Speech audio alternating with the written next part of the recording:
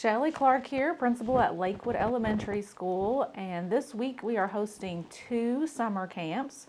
We're having Google Camp for students that are getting ready to be in 1st through 5th grade, and then we're also having a camp called Camp Courage, and it is also for students that will be entering 1st through 5th grade. So you guys are going to try to find 10 differences, 9 differences. I already found the 10. All right, there you go. You can see the whole thing. Ooh, that's very detailed. All right, so this will get their mind going this morning. I found one. I'm impressed because I think it's a tough one. This is on the Smithsonian Magazine's website, and they post a new Spot the Difference every day. So if you're interested in doing it, and sometimes we do this for morning meeting in my class as a partner. We work with a partner and find the differences. But it's something you can go back and look at because it also has a calendar on there, and you can go back and click on different days and do different ones if you like doing brain puzzles rather than just video games. So I'm Sarah Ice, 4th grade teacher, and this is my classroom, and I'm working the Google Camp this week here at Lakewood. Of course, we don't want students on Chromebooks all day long, so I found some other activities, thinking that kids might come in tired and quiet during the week and don't necessarily know each other because there's a variety of grade levels. We started this morning with Spot the Difference. It usually gets them woke up and gets their brain working. But we're going to move throughout the day, and we're going to do some building activities. Here in just a minute, we're going to make little rockets with straws and paper. Yesterday, we made paper gliders, similar to like a paper airplane. But then we're going to work on some skills on the Chromebook too. Just some very practical and basic skills like on Google Drive with Google Slide. So hopefully the ideal will be for these students to be like the masters of the classroom and be able to help other students later in the year. On top of that though, we're working on things like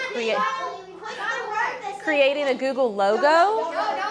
So when you open up Google and you see the word Google, they're creating their own customized Google logo and coding to do that. So that's pretty neat. And a few other different activities that we'll do through the week that builds in some technology, but not necessarily all day. It's a good chance for them to also get to know some other peers and work with each other and get up and do something productive this week. I'm looking at differences in stems.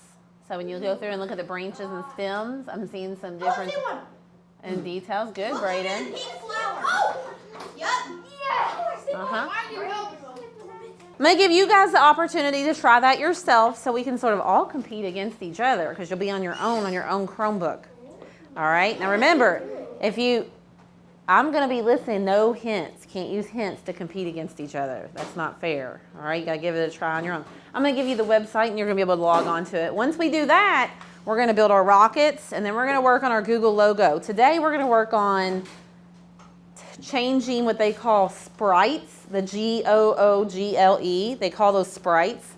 I'm going to give you some specific objectives for your sprite. I want to see if you can make your sprite change when someone, and you can choose this when you code it, when someone clicks on it or hovers over it or hits the space bar. We'll talk about that. So we're going to work on that instead of just piddling with our Google logo. You're actually going to see if I can see you accomplish a certain skill. And then tomorrow we'll work on another skill for the Google logo, okay? You guys can Google this right here. It's called Spot the Difference. Since we don't have a Google Classroom set up for this week, I didn't think we needed to do that. You're going to type in Spot the Difference. You might even want to type in Smithsonian because that's the website we're using, Smithsonian. And that's going to bring you to the website that you were just on. And there's one that we haven't did yet. Today's Spot the Difference. Matter of fact, this is what today's Spot the Difference looks like. I wish I could type faster. Yeah, you might be able to, there you go. You can just type in Spot the Difference and it pulls up the Smithsonian one.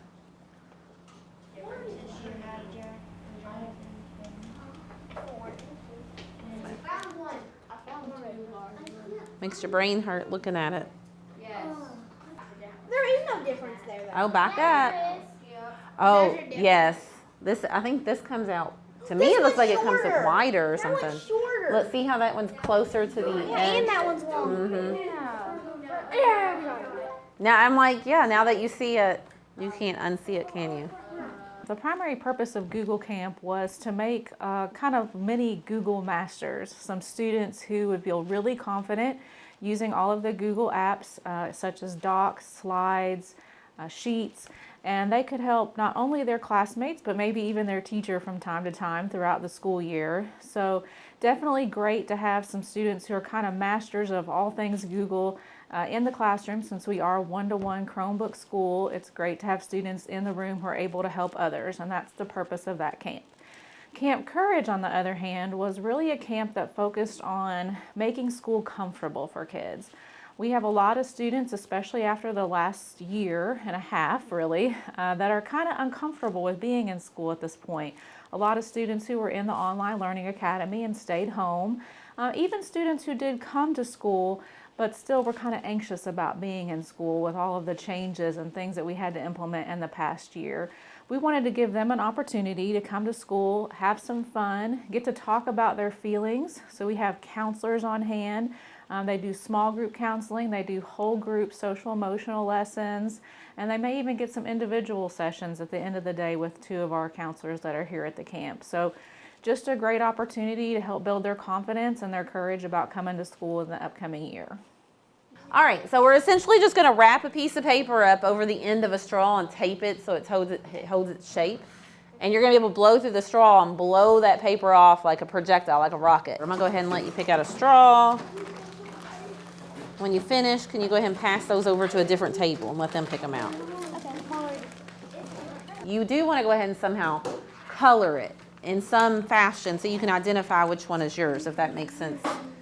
It's at 2 to 4 inches, so we're going to do about like this. Okay, there's your 2 pieces of paper.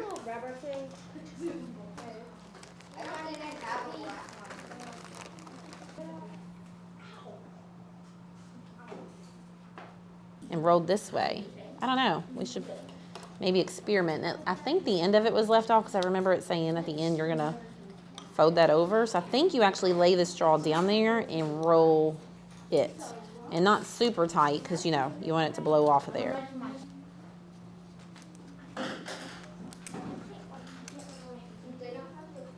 Almost just could color it afterwards, couldn't you? Yeah. Yeah.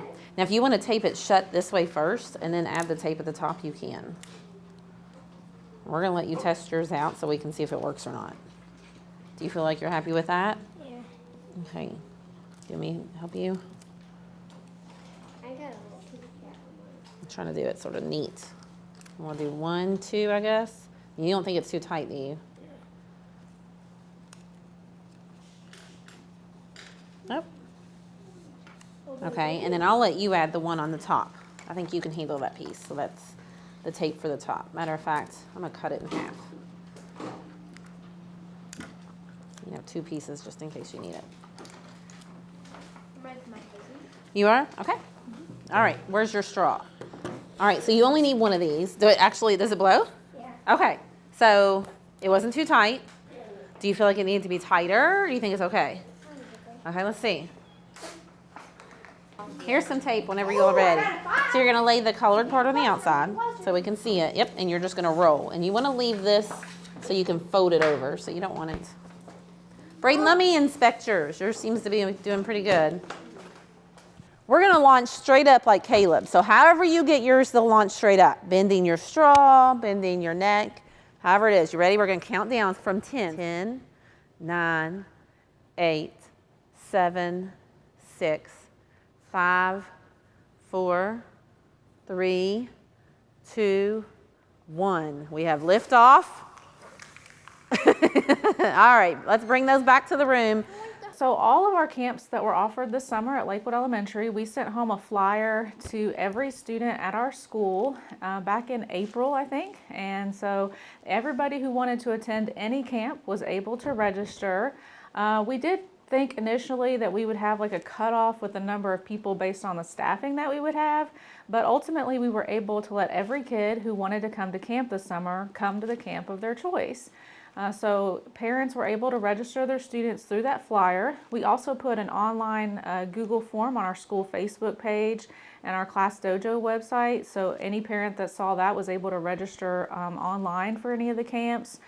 We tried to connect with families that came to register their children.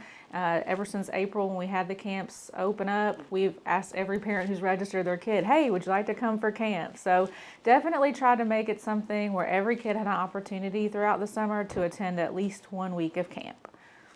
All right, you guys can go ahead and log on if you want. You can even go to your bookmark bar. You should have bookmarked your project yesterday. All right, so when you look at the Google logo, I'm finding that they refer to each of those parts of a Google logo as sprites, the Google. So when you pull it up, obviously this is the project that you're working on. And then down here is where you choose the different sprites. I think lots of you already figured that out yesterday just by piddling with it. I found that when I was messing with it after school that, yeah, you had to select it first and you actually saw the changes happen. On this side is where you put the list of changes that are going to occur. So this is what I want to focus on today is you adjusting the sprites by color or action. I actually like to pick out my event first. So I like to think, okay, what is somebody going to do to my Google logo? What can they do to see a change? And so we're going to look through some of these options right here. We're going to talk about them first, and then you can pick out which option you want to do. So bear with me. Okay, so here was mine yesterday, and I really haven't did much at all with it. I'm going over here to the left-hand side, and I'm going to the yellow one that says events. Now I have all these choices. One of them says when the flag is clicked. Another one gives an option that says when the space bar is pressed on your keyboard. But I can change that to really be any of the keys on my keyboard. It doesn't have to be the space bar. Matter of fact, there's actually a word that says any. When any key is pressed, something will happen. So I sort of like that one. I might come back to that one in a second. This one actually is the option of when the sprite is clicked. So if somebody looks at my Google logo and they come over here and click on the G, something will happen. When the backdrop switches, or let's see some other ones. When I receive a message, I think those are getting a little complicated. I would stick with some of the first few. So you can choose maybe when the sprite is clicked or when a specific key is clicked. I'm going to do when any key at all. So I'm going to drag that over here. When anybody presses a key on my keyboard, I want something to happen. Now, what do I want to happen? I'm going to change that to my looks. I want to change the look of my G. So let's say, I want to change the color. I'm just going to stick with something very easy. So I'm going to move that over here. I want to change my color. And I don't know what these numbers mean, these effects, but let's just see what happens here when I click on that. Oh, that's weird. So it's starting to whirl every time. Okay, interesting. Now I might work on my next sprite and I'll go back to my event. And again, when any key is pressed, this time I might want to change the size of it. I don't know, that sounds interesting to me. So, woo. Can you also do these? Next costume. Oh, so that's interesting too. All right, I want you to work on your sprites today by using your events and your looks. I want you to focus on events and looks for right now. So if you want to log in, you can do that.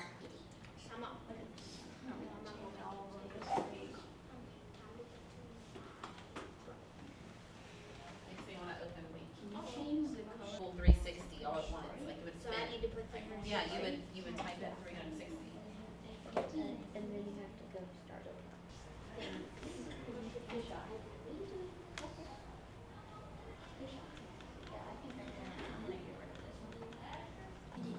So when you added the cat, that's like adding a sprite? Yeah. Okay. You want this? Okay. So I want that. you've got a few You want this? codes added for your O, Every summer, even when you don't have a pandemic going on, it's great to have students in the building to help prevent some learning loss. What's normally called summer slide. But with the last 15 months and having a lot of NTI and every other day of school, we felt like this was a great opportunity to get kids in here and give them a little extra skills practice. So we really have focused mostly on reading skills, math skills, just trying to build those and keep the momentum going up. We certainly don't want to say that any kids are behind, because no one is, but this is just an opportunity to keep our skills going throughout the summer, to keep our mind fresh with all the information that we have learned, so that we don't forget things over the summer that, when we're playing and we're having fun out in the sun, sometimes we can forget about math and reading, but this gives us an opportunity to keep it at the forefront during the summer months. And so in my room today, we've been talking all about your emotions. When you feel like you're sad or when you feel like you're happy, and we've talked all about the faces that those things, that whenever you feel like that, the faces that you might make, okay? So one of the things we also talked about is if we get really upset, thinking of ways that we can calm ourselves back down. We don't want to let it ruin our whole day. Sometimes you just have to shake it off, right? So one of the things we're going to make when you're in here is called a calm down bottle. You get to pick what you want to put inside it. And whenever you shake it, you can watch the stuff move, and it'll make you remember, oh, hold on and focus. And whenever it all settles back down, it reminds you that you have to take a deep breath, blow it out, and settle back down too. So we have some different materials that we'll use in our bottles. I've got some water beads, and we didn't grow them yet, so you'll have to let them grow while they're in your bottle. How cool is that? We have different colors of glitter. We have some glitter glue. We have some little tiny rocks. And so all of those things are going to look differently when they're in your bottles, because some are heavier than others, right? My name is Christy Abel. I've been working with the outgoing kindergarten group for Camp Courage. We have been talking about what feelings we may be feeling, how we can recognize those feelings in other people by the symptoms and signs they show on the outside. We've talked about having empathy for others and how we can read those facial expressions and body language to take a guess at what someone might be feeling and how we can make them feel better. We've made a calm down bottle that we know we can shake it, we can watch everything settle back down, and it helps remind us to take a minute and think about what's going on and what we can do different. And then today we've made some stress balls just as a way to distract ourselves sometimes and to give us something else to focus on when we get upset. So today's lesson's gonna build on what we talked about the last couple of days, okay? We're gonna talk about knowing how someone feels. That's what we just said when we wanted to see what those emotions looked like on the outside. Uh-oh, Jordan said to Z. Kim bumped her knee. Z remembered the time that Z's elbows bumped into a table really hard. It hurt and made Z feel sad and kind of mad.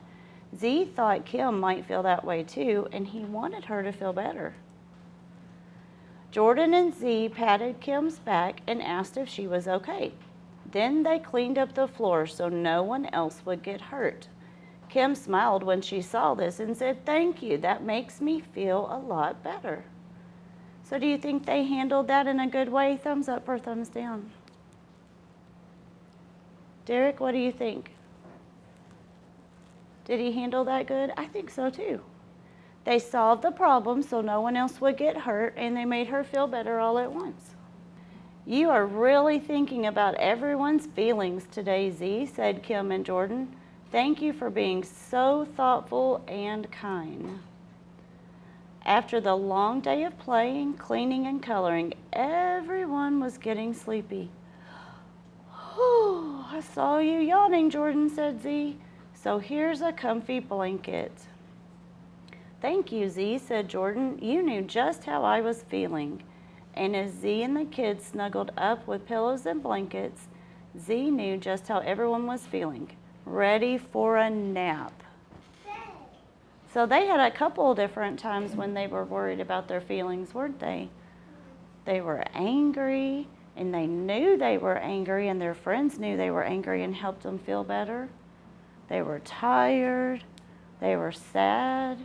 Z was worried for his friends, right? And we could see how they felt because of what we see on the outside. We could tell by their faces and their body movements, right?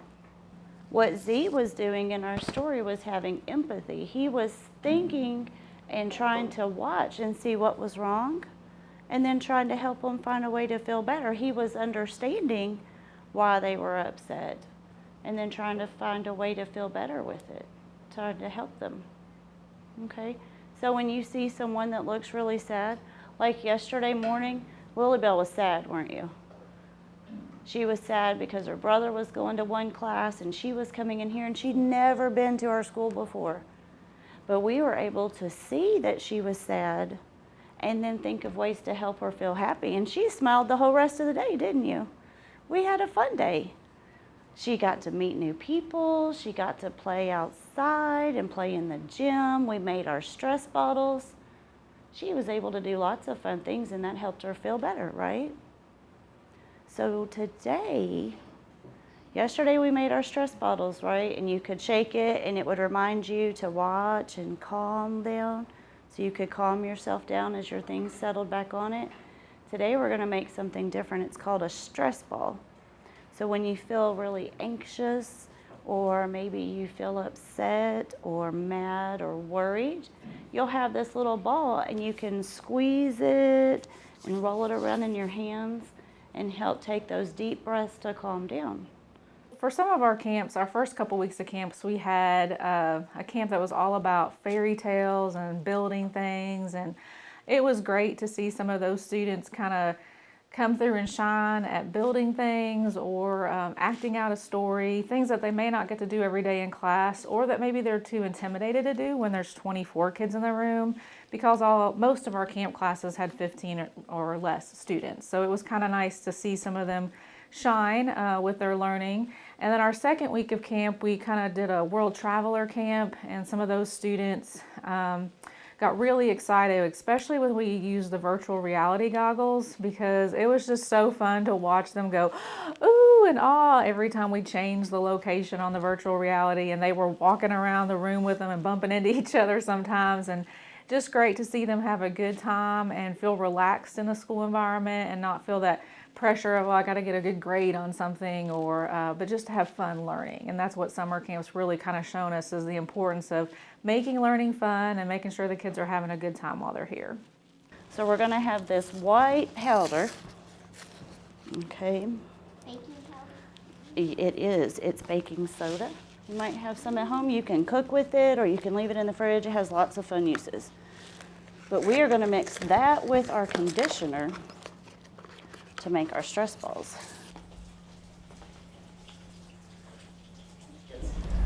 Is that glue? No, this is conditioner like you put in your hair.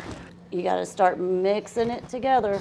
We right. are great scientists. We are great scientists. The next step, we're gonna make our balloons look like this, okay? And Miss Chairs had the neatest little trick to do this. So you'll need 2 balloons. What? Okay, so you take your first balloon and you're gonna put it on here. So I'm gonna kind of pull this part and I'm gonna stick it on this water bottle. Okay, see how it's on there? And then I'm gonna take another balloon, and it can be a different color, it can be the same color, whichever way you wanna do it. And I'm gonna put it over on this too. We're gonna use this part, and you're gonna get some of your doughy stuff that you made, and you're gonna poke it down in here. And you can use your pencil to really gently poke it all down in there. All right, so then we're gonna really carefully take this back off, both balloons, okay? And then we'll tie your balloon closed like you would if you were blowing up a balloon. And now I can play with my stress ball. Do you want to feel? Pass it on around. Let everybody feel what it'll feel like when you get done. One other aspect of summer school that we've really enjoyed is the ability to go on field trips again. So for the past 15 months, we weren't able to go on field trips, and I think the students really missed out on that One teacher even commented on our way to Kentucky Down Under. She said, I just love watching the kids trying to get the semi-drivers to honk their horns again. So just simple things like that, just seeing the joy on their face of being on a bus together and traveling to somewhere outside the school walls to learn. We have been to Bernheim twice during camp. One time we just went to just enjoy nature, and a second time we went with a focus on fairy tales because the giants that are built there are actually based on a fairy tale story. So we kind of did some work with that while we were there. And then when we went to Kentucky Down Under, that was during our World Travel Camp, and so that was kind of our day to learn all about Australia and all things from their country. So we had a great time just watching the kids get to see something outside the school walls, to learn outside the school about different opportunities that are here in our local area where they can go and have a good time even with their families. Remember yesterday we looked at the weather pictures and we saw what was different? This one wants us to look at those facial expressions that we were talking about. So we want to look at the big picture, see how their eyes look? How do you think they feel just looking at their eyes? Do you think they feel sad or do they feel happy? Happy. I think so too. It looks like a happy face, right? So now 1, 2, or 3, which one of those is the same as this one? The top one. The top one, I think so too. Let's check and see. Nice job. And you were right, they both felt happy, right? Just by looking at their eyes. Their eyebrows are relaxed, their faces open, and eyes are kind of crinkly at the corners. What about this one? Sad.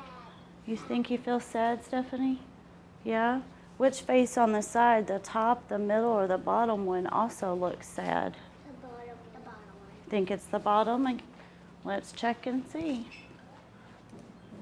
Nice job. Oh, look. They were sad. Their eyebrows are lowered, their eyes are looking down, and they might even be crying. That's how we know they feel sad. This one, we're going to look at the bottom of our faces, not our eyes. We're going to look at our nose and especially our mouth, because when we made faces this morning and yesterday, we talked about making that big smile when we're happy, or it might turn down when you're sad. When I follow this part of the mouth, it kind of looks like it's turned down a little bit right here in the corners. Can you see that? So what do you think? Does this one look like it's turned down, or does this one look like it's turned down? I want the middle one looks like it's turned down. Think the middle one is? The middle. Let's check it and see. I like how you were thinking of narrowing it. Nice job.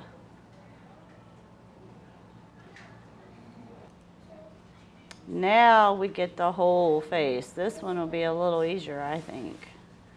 We're going to see which one goes together. So it's given us the top part. We see the eyes. And now we want to figure out which one of these bottom parts of your face is going to go with the look we see in the eyes. I think, Briley, I think it's your turn. Do you think it would go with the top, the bottom, or the middle, or the bottom? The top. You think the top one would be the same? Oh, no. Scarlett? The bottom, it was. That was a tricky one, wasn't it? That's the mad face. Summer camp for me, I want every kid to leave summer camp with a good memory of being at school. And also I feel like they've made some friends that maybe they wouldn't have made during the regular school year, or been with friends that maybe they hadn't seen in a year and a half because they'd been in the online academy. So it's been great to see them make new connections with kids that maybe they hadn't seen in a while, or maybe kids that they normally wouldn't have hung out with this summer they did. And so I hope that those friendships will continue as they move forward into the next school year, and that ultimately they'll remember school as a fun place where you can learn and have a good time.